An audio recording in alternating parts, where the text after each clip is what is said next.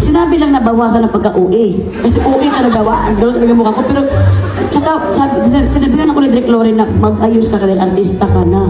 Instead, she stayed exactly who she was. Milay even joked that she felt pity for Visayas if she was the one representing them because in her words, mukha talaga akong Bisaya.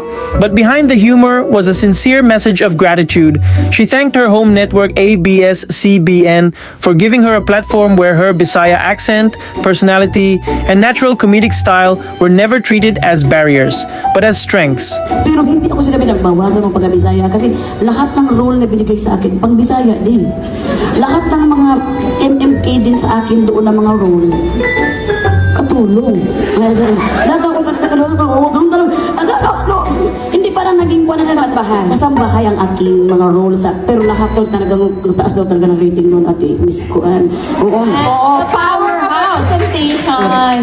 Sarap din naman. Pero kasi, parang ganun din ba ang sinasabi ko, Ate Viva, na yung, kasi parang sinasabi nila na ako na ang Bisaya. Pero, sinasabi ko rin na, yung sinasabi nila na, kada Inday, diba parang naghahanap si Miss Isa ng katulong niya sa Kuan na Bisaya, diba? Kasambahay. Is kulang basa-basa kasambahay kasi pangarap ko din maging kasambahay dati.